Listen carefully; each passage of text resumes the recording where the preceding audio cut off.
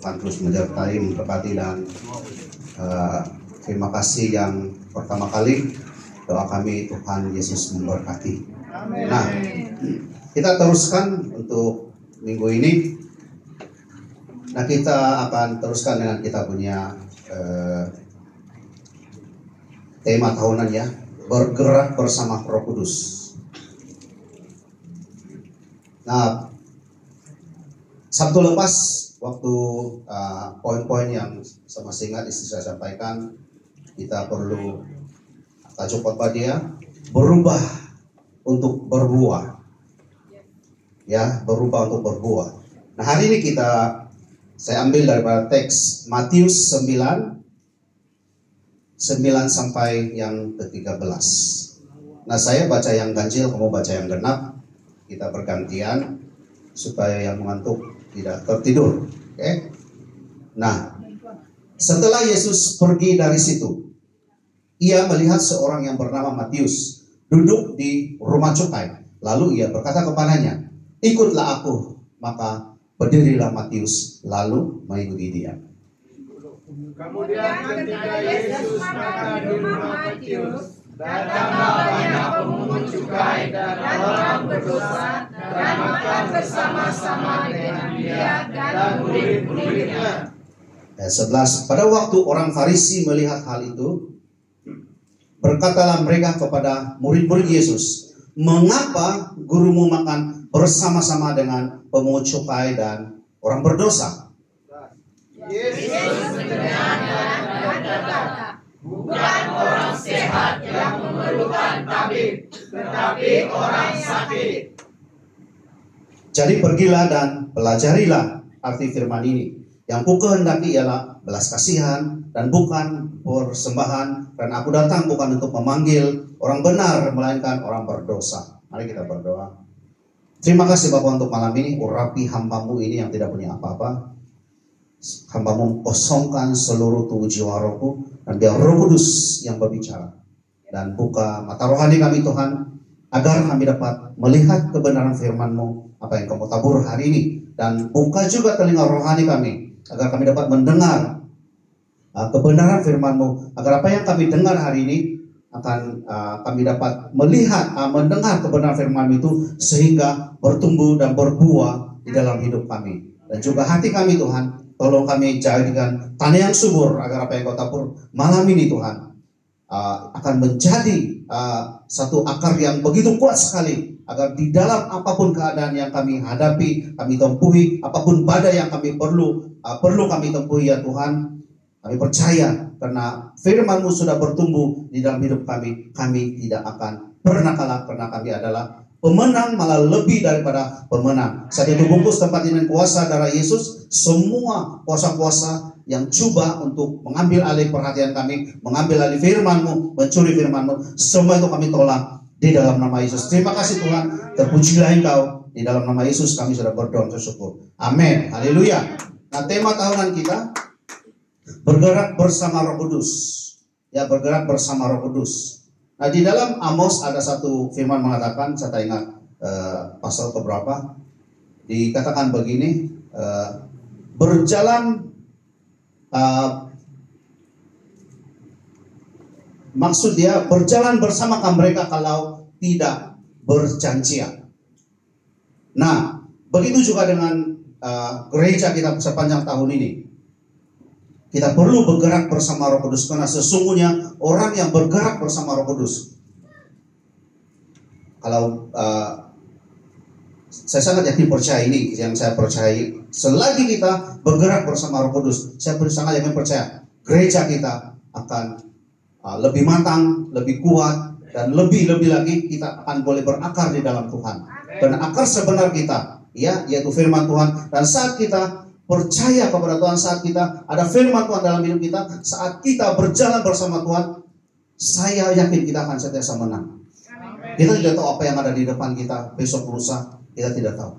Tapi kalau kita berjalan bersama Roh Kudus, kita punya, saya percaya kita punya kesaksian pribadi tersendiri. Ya, kita punya kesaksian pribadi tersendiri. Bagaimana kadang-kadang kita di titik yang paling terendah sekali, atau di satu keadaan yang sangat sulit. Tapi kenapa kita ada hari ini?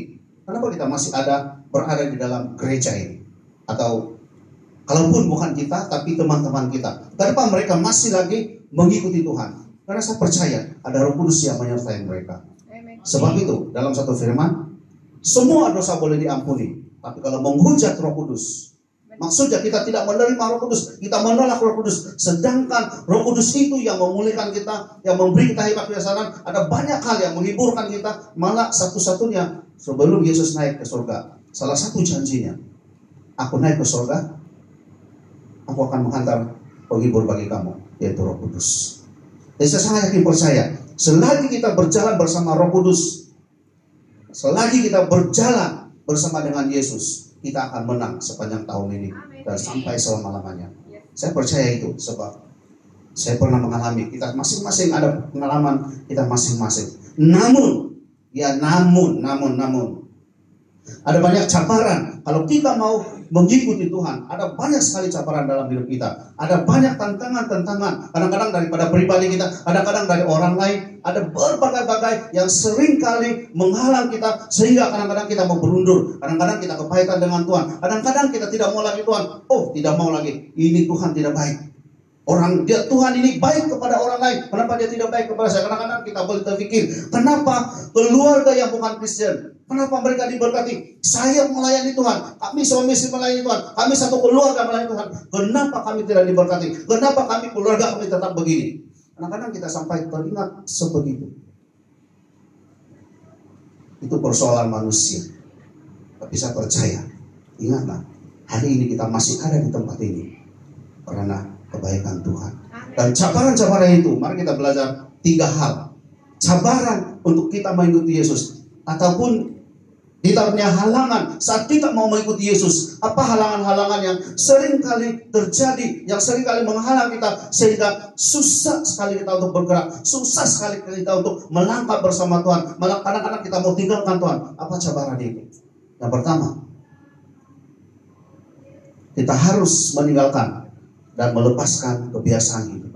Nah, setelah Yesus pergi dari situ, ia melihat seorang yang bernama Matius duduk di rumah cukai. Lalu ia berkata kepadanya, ikutlah aku. Maka berdirilah Matius lalu mengikuti dia. Nah, Matius ini adalah pemungut cukai, ya.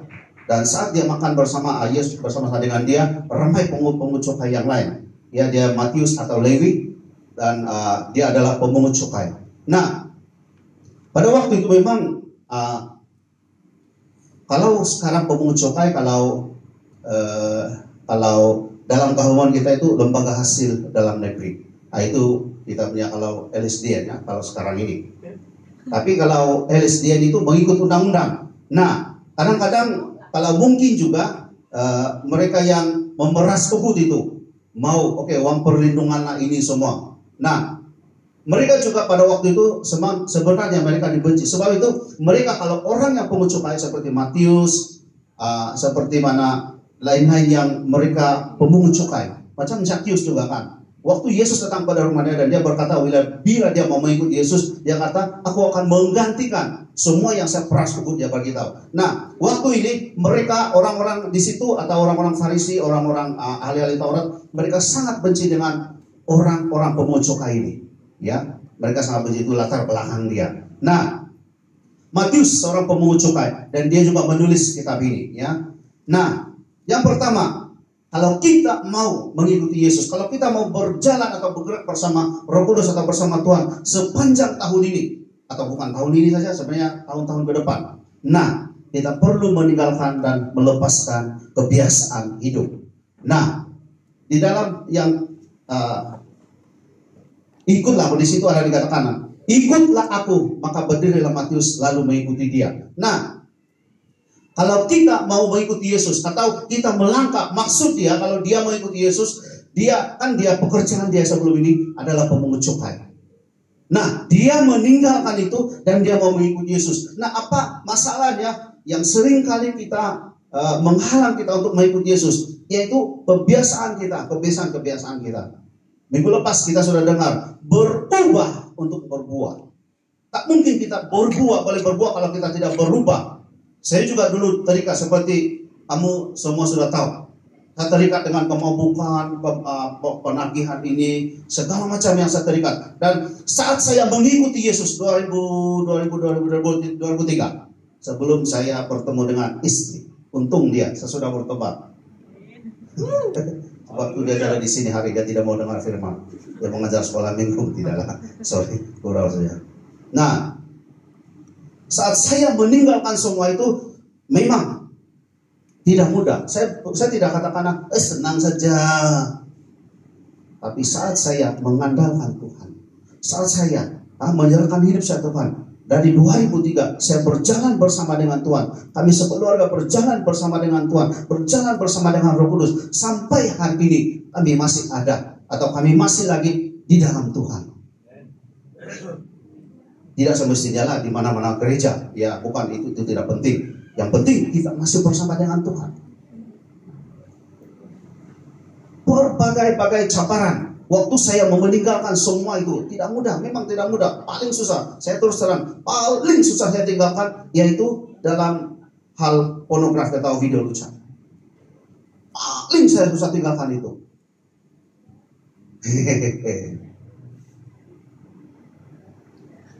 Tidak mudah. Tapi setelah saya menyerahkan hidup saya kepada Tuhan, setelah saya mengandalkan Tuhan, tinggalkan kebiasaan saya itu, saya boleh melangkah bersama dengan Tuhan. Tidak mudah. Waktu saya tinggalkan pemabukan, bagaimana saya boleh tinggalkan? Dulu kalau saya balik kampung, saya belanja satu kampung minum. Panggil mereka pergi rumah, datang di rumah kami satu kampung, saya beli, sebab murah tapi dia paling power itu Montoku, tahu kan? Ada tahu kah siapa tahu Montoku? Tak ada yang pernah minum. Murah tapi berbisa. Saya tidak tahu berapa dia punya peratusan, sebab ini orang kampung yang buatkan. Saya tidak tahu berapa dia punya. Kalau minum kita maksudnya Montoku, kita tertunduk lah. Tapi bukan menyembah. Nah, saya bawa satu kampung, setiap kali saya bawa, kali balik kampung, saya bawa mereka. Dan hari itu 2003 bulan 2 kalau saya tidak silap itu, waktu Chinese New Year. Nah, saya beritahu, tiba-tiba saya bagi tahu kakak saya, kalau ada orang yang bergaduh, saya tidak mau belanja lagi. Saya beritahu kakak saya begitu. Puji Tuhan, ada orang bergaduh. Sampai ada yang bawa parang sebenarnya. Sudah karena hal sebenarnya permulaan itu karena mengikuti parti yang berlainan. Tahu gak? Ada yang parti PBS waktu itu dan parti ini. Nah, waktu sudah mampu keluar semua itu. Dan dari itu saya tinggalkan itu. Tidak mudah, memang tidak mudah.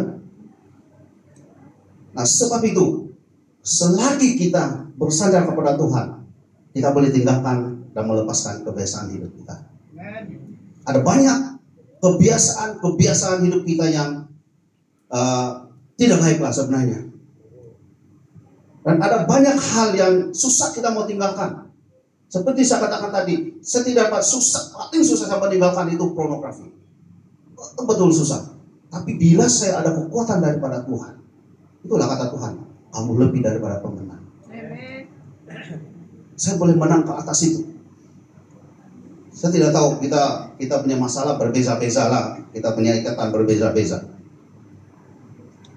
Yang hidupan, oke lagi itu 90-an juga lah. Saya di sini sudah. Dan saya ingat saya hidupan. Satu hari saya mau tidur, saya hidup dulu. Pas bangun pagi besok, melekat saya punya selimut di kaki saya, di bulu-bulu. Aduh, sakit juga, mau tarik. Saya ingat saya itu yang paling las saya. Lalu pas itu pemabukan waktu saya balik kampung, itu las. Tuhan boleh kuatkan saya.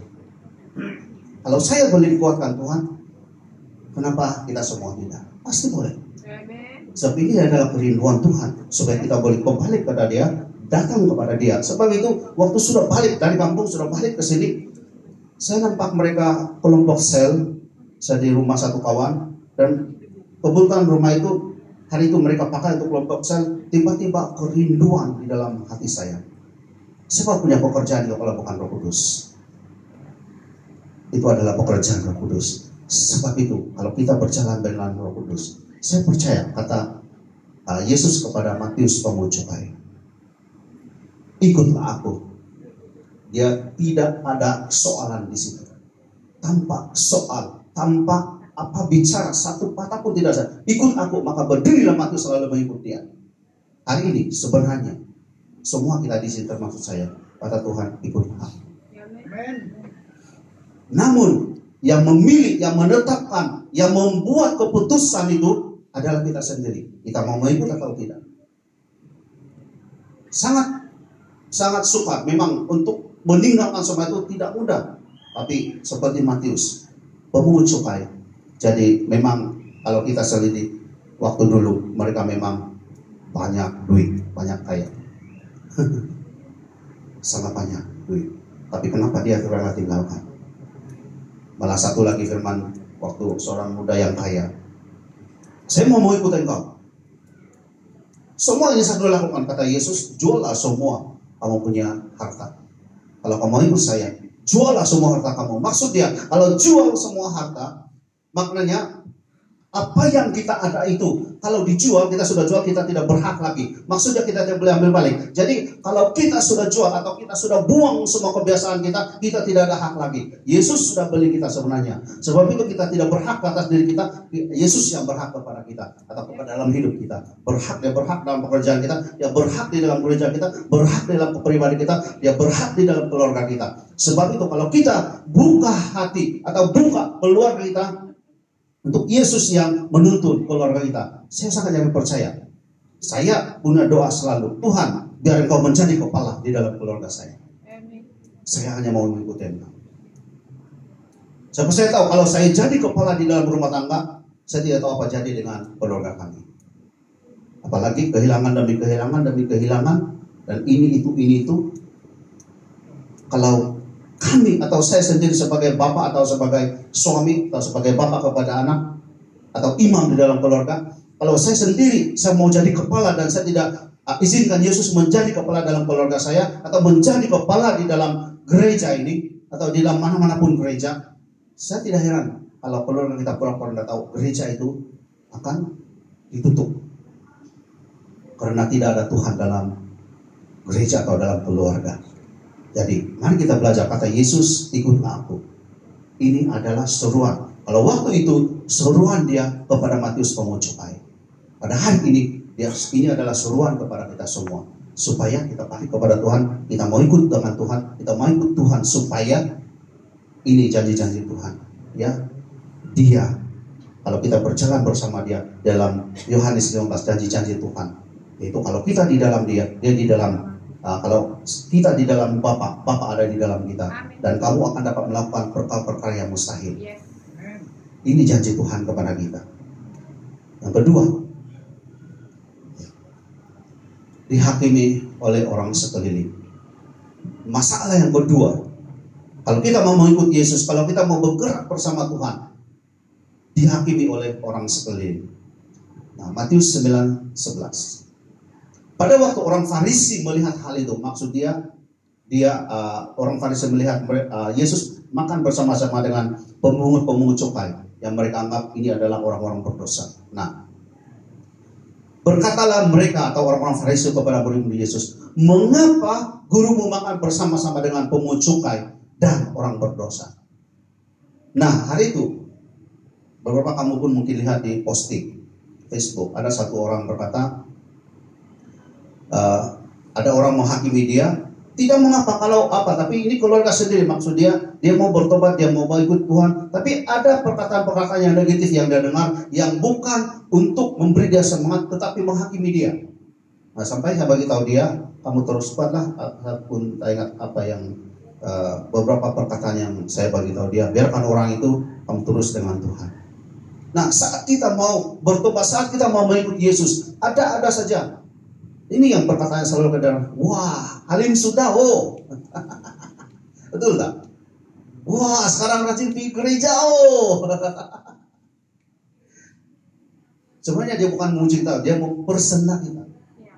Dan saat kalau kita tidak berjalan bersama dengan Tuhan, kita akan marah, kita akan tersinggung, kita mungkin lebih baik saya tidak pergi ke gereja. Bersiaplah seperti mana Yesus dan murid-muridnya dihakimi oleh orang-orang Farisi itu. Ada macam-macam perkataan. Kadang-kadang seperti yang saya katakan tadi itu, ramai di antara kamu kawan Facebook dia. Kalau mungkin di komen itu, ya kamu pura-pura mungkin bukan ayat-ayat positif yang orang komen di situ. Saya tidak heran loh kalau dia tinggalkan Tuhan. Waktu dia mau bertobat, waktu dia mau dekat dengan Tuhan, atau waktu kita mau bertobat, waktu kita mau dekat dengan Tuhan, kadang-kadang seperti yang orang itu katakan, kalau orang lain tidak mengapa, tapi orang yang terdekat, saya tidak tahu siapalah, mungkin adik-beradik dia kah, sepupu dia kah, saya tidak tahulah. Tapi bersiaplah saat kita mau datang kepada Tuhan, saat kita mau berjalan bersama dengan Tuhan, saat kita mau menyerahkan hidup kita pada Tuhan. Ingatlah, ada orang-orang sebenarnya mereka cemburu dengan kita sebenarnya. Sebab itu macam-macam yang mereka cakap. Sudah alim sudah tak mau ikut kami sudah pergi gereja hari Sabtu kita mau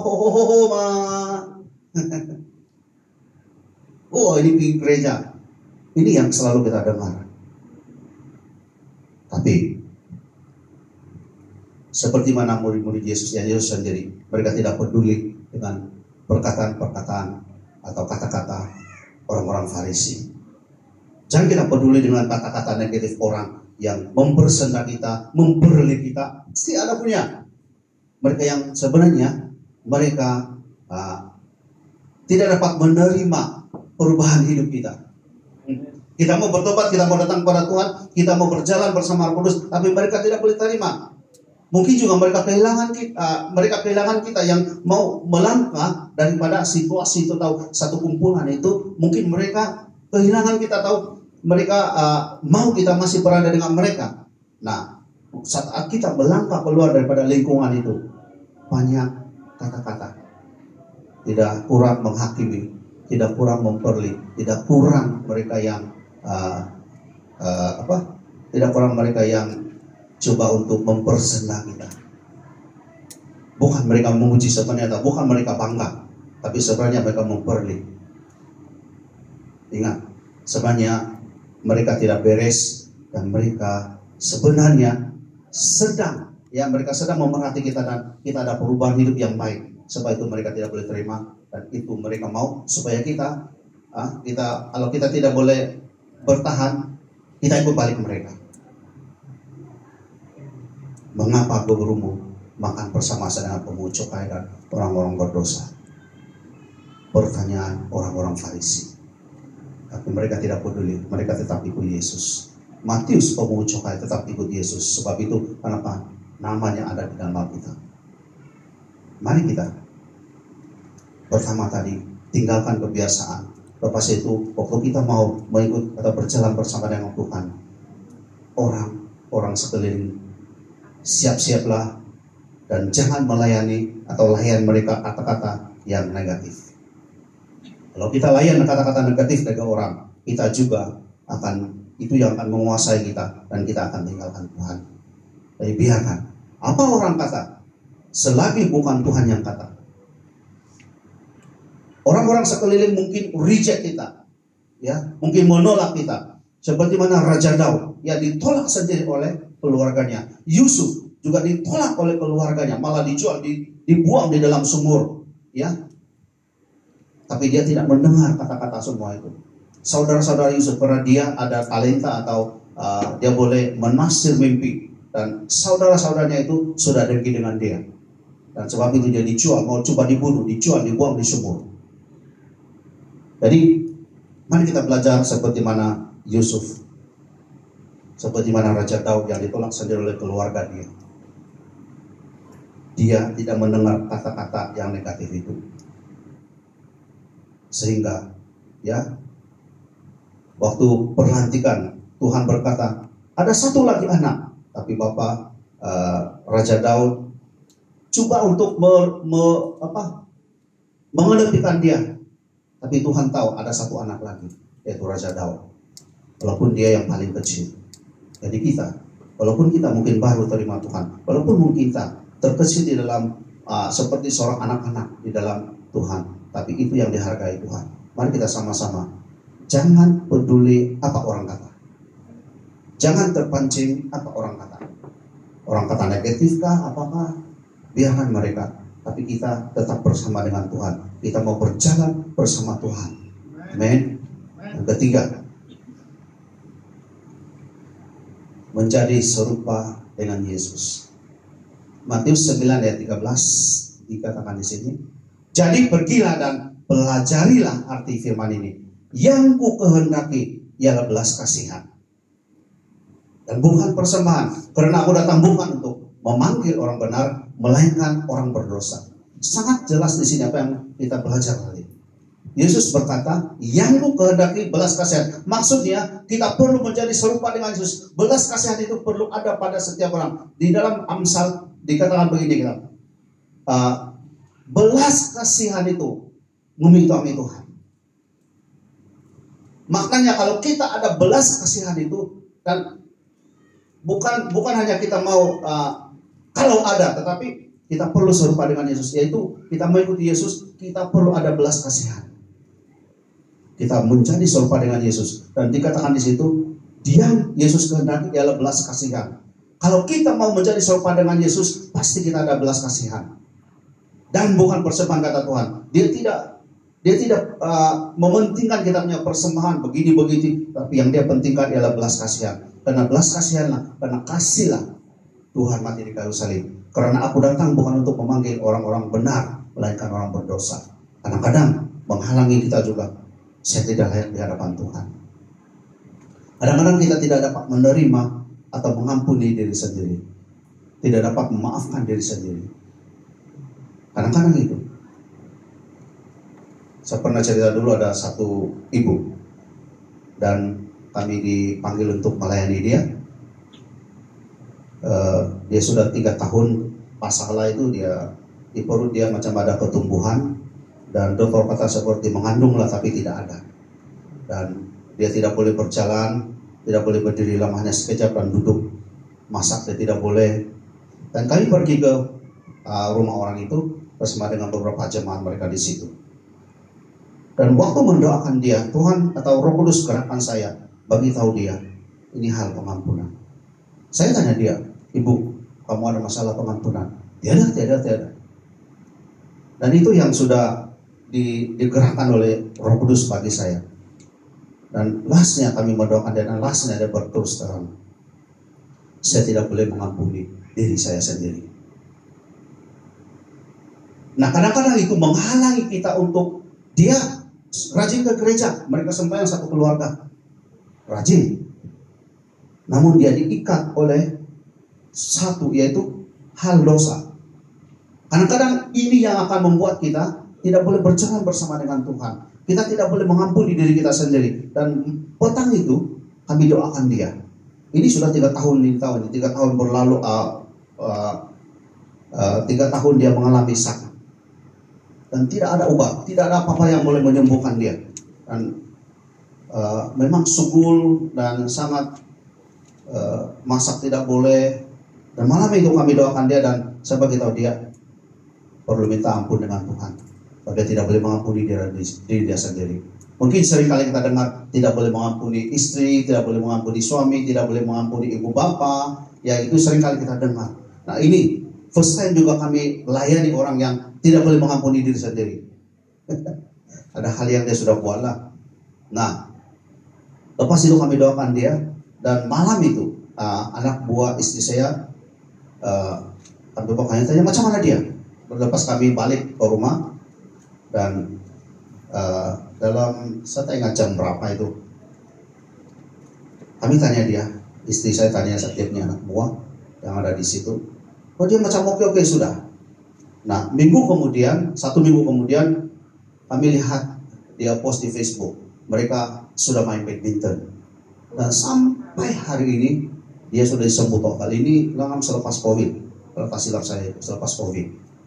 Sampai hari ini, malah hari itu ada baby baru mereka. Sekarang sudah sangat 2 tahun tuh baby itu anak itu. Nah, karena dia tidak mau mengampuni diri dia sendiri, sedangkan ya di sini kalau belas kasihan Tuhan itu ada dalam hidup kita, kita boleh jadi serupa dengan Yesus. Kita sadar kalau bukan mungkin orang lain, kita mengampuni orang lain kalau orang lain bersalah pada kita. Tapi kadang-kadang diri sendiri kita tidak boleh mengampuni. Sebab itu susah atau sukar sekali kita mau berjalan bersama dengan Tuhan. Karena itu akan mengikuti. Dia diintimidasi oleh iblis. Sebenarnya dia tidak boleh mengampuni. Walaupun suami dia sendiri sudah mengampuni dia, tapi dia tidak boleh mengampuni diri dia sendiri. Sehingga timbul penyakit itu. Dan tidak payah makan apa-apa obat. Malam itu dia sudah mulai sembuhkan dalam beberapa hari itu. Sudah sembuh total. Sampai sekarang ini. Sebab itu kata Tuhan, aku datang bukan untuk memanggil orang benar, melainkan orang berdosa. Jadi kita tidak perlu menyalahkan diri kita. Kenapa saya begini? Tuhan, saya jahat Tuhan. Begini. Saat kamu menyalahkan atau tidak mengampuni diri kamu sendiri, sebenarnya sebab karena kita sudah ditebus oleh Yesus, kita sedang marah Tuhan. Saat kita tidak boleh menerima keberadaan hidup kita, saat kita tidak boleh menerima kekurangan hidup kita, saat kita tidak bersyukur dengan apa yang kita ada hari ini, kita adalah ciptaan Tuhan. Kita diciptakan dengan sempurna. Maknanya, arti kata lain, kita sedang marah dengan Tuhan.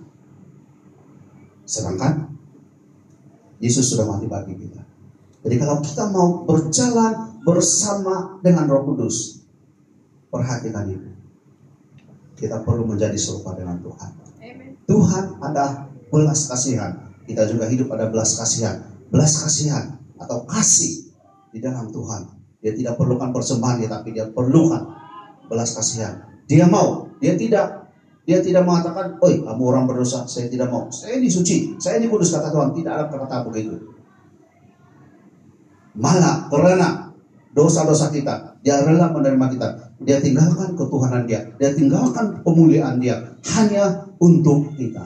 Jadi tidak ada alasannya lagi kita hari ini untuk tidak mengampuni diri kita sendiri. Tidak ada alasan lagi kita untuk tidak mengampuni orang yang berdosa, sedangkan Yesus sendiri mengatakan, aku datang bukan untuk memanggil orang benar, melainkan orang berdosa. Orang sakit tidak memerlukan tabib kata Tuhan. Orang sehat tidak memerlukan tabib, tapi orang sakitlah yang memerlukan tabib kata Tuhan.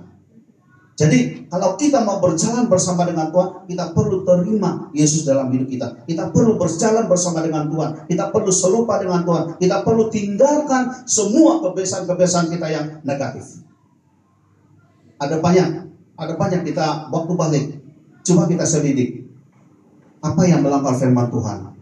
Minta kekuatan daripada Tuhan. Saya mau tinggalkan ini. Tiada di antara di sini kita yang tidak pernah berdosa. Tidak ada di sini kita yang suci, yang kudus. Tidak ada. Kita belum mengatakan semua manusia sudah berdosa. Tapi yang menguduskan kita, menyucikan kita, yaitu darah Yesus. Dan dia mau memanggil kita orang-orang yang berdosa. Bahwa itu di dalam Tuhan tidak ada pilih kasih. Tidak ada pilih kasih di dalam Tuhan. Malah orang kita yang berdosa ini, termasuk saya yang berdosa dulu, Tuhan pemanggil saya, dan saya ikut Tuhan seperti mana Matius. Mari kata Tuhan, ikut aku, saya ikut Tuhan sampai hari ini. Ini yang Tuhan mau. Dia panggil kita hari ini. Kalau dalam 2000 lebih tahun dahulu, dia memanggil Matius 12 murid-muridnya. Dia memanggil, mungkin waktu itu memang Yesus memanggil mereka, tapi hari ini kata Yesus, firman itu yang pertama, coba baca. Ini ya. Nah, kalau dulu dia berkata kepada Matius, dia berkata kepada murid-muridnya Petrus, Yohanes, semua 12 murid Yesus, ikutlah pada yang penjala ikan, dia kata mari menjala manusia. Semua mereka mengikuti Yesus. Dan hari ini kata Yesus, sebenarnya ini adalah kata-kata Yesus kepada saya, kepada kita semua. Kata Yesus, mari ikutlah aku. Tidak perlu kita persoal banyak. Matius terus berdiri dan mengikuti dia.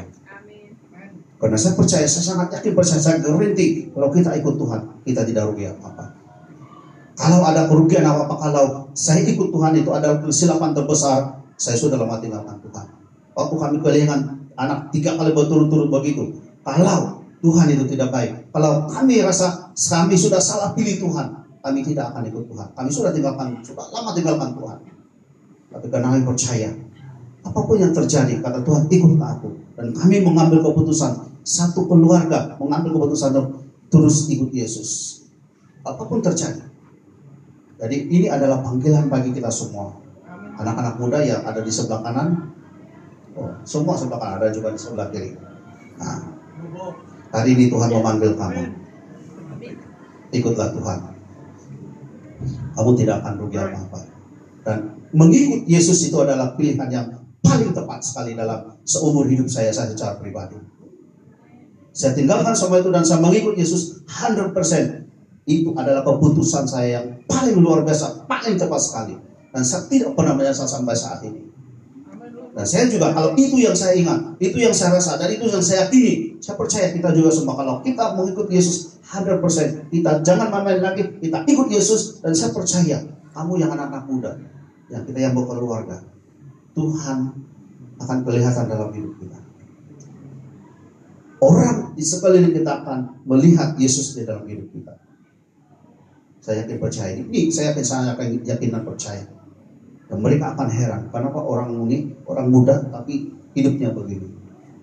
Kenapa orang ini masih muda tapi hidupnya begini, hidupnya luar biasa, hidupnya ikut Tuhan. Satu hari nanti kamu tahu, upah-upah terbesar daripada surga ini. Saya bukan janji kekayaan, saya bukan, kalau kamu ikut Yesus kamu beli rumah besar, begini-begini, tidak. Itu teologi kemakmuran itu. Tetapi saya hanya berkata, kalau kita ikut Yesus, banyak hal yang mustahil bagi manusia kita boleh lakukan, tidak mustahil bagi Tuhan. Kita boleh melangkah dalam waktu yang hidup kita sangat sulit, kita masih lagi boleh melangkah. Semalam saya punya istri, saya terdengar lagi dia punya suara sekejap. Dia yang duluan tidur, tapi saya baring saja. Dia cakap, kau ini cakap baring saja, sekali mata terus tidur. Saya lupa sudah saya punya masalah kerja. Orang sudah hantar surat dengan kami, mau saman kami, sudah ada semua. Ada semalam berkata saya, kalau sampai begini ya, saya tak boleh bagi barang lagi. Bagaimana lagi?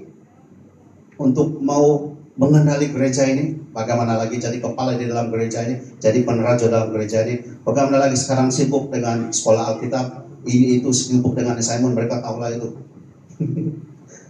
400 lebih 500 muka surat kasih jadi 4 hingga 5 muka surat. Tidak mudah juga.